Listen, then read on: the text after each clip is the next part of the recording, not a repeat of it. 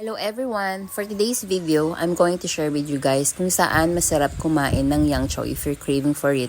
And dito ko nga na-discover yon sa taas ng Engbitin sa Great Buddha. Madalas kami pumunta dito sa Engbitin pero never pa kami kumain dito sa taas. And last time nga na pumunta kami ng Tondo, nagkaayaan kami ng asawa ko at ng kapatid ko na magmerenda kami dito sa may Binondo area. Since Saturday yung araw na yon, as expected, pila talaga ang mga tao sa restaurants. Di na kami masyadong nag-effort mag-ikot sa Binondo area. Dito na lang kami pumasok sa may Engbitin since sabi ni Happy, hindi pa daw siya nakakapunta dito.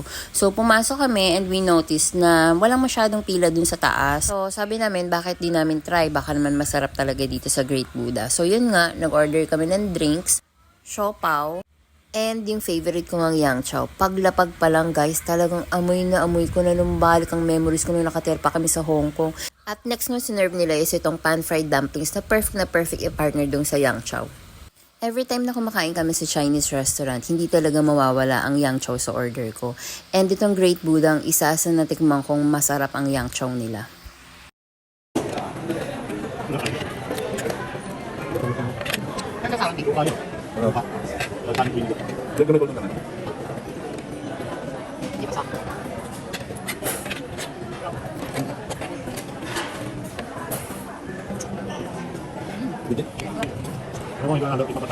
And sa wakas, dumating na rin yung in-order namin na Xiaolong Bao na pinipilahan talaga sa labas ng Engbitin.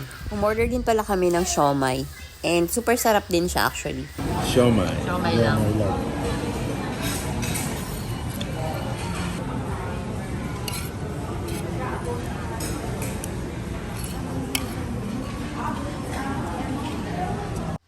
Para nga po dun sa mga curious, ito po yung price per order ng mga pinag-order namin dito sa Great Buddha.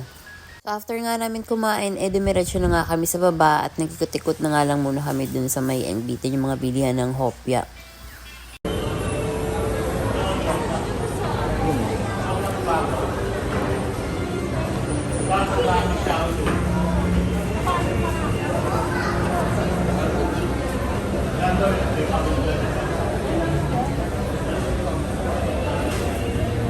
At pagbaba nga namin napansin ko itong free taste nila. Bagong flavor daw to ng hopya nila which is chocolate flavor.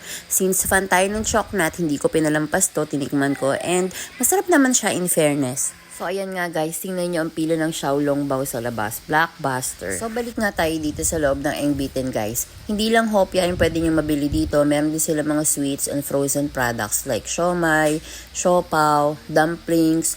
At ma-amaze din kayo sa dami ng flavors ng hopya nila.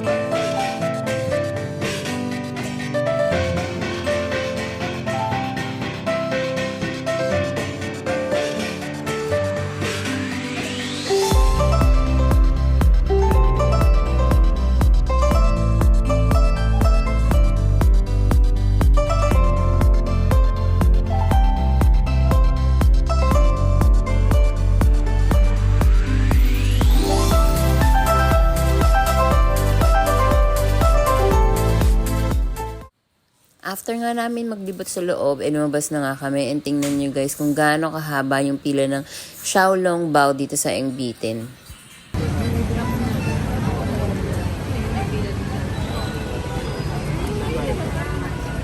From Binondo nga, nag-aya naman si Habi na dumiretso kami dito sa Lucky Chinatown Mall. Tamang-tama naman at dito pala binili ni Habi yung nagustuhan kong tinapay na binili niya last time nung pumunta kami ng Tondo. At ito nga yung mini Haiti or Haiti floss ng Clyde.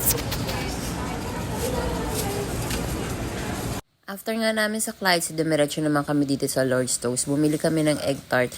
Packs of 12 na yung binili namin. Parang may stuff toy.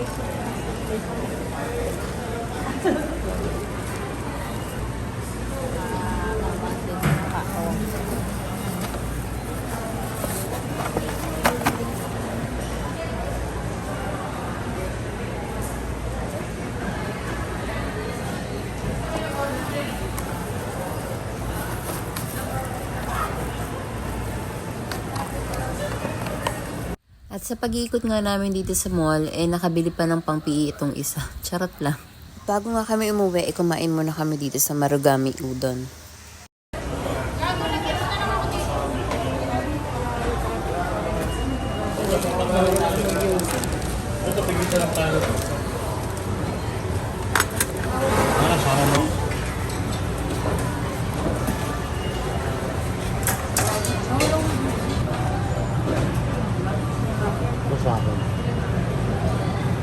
So hanggang dito na lang muna guys. Thank you for watching. See you on my next vlog.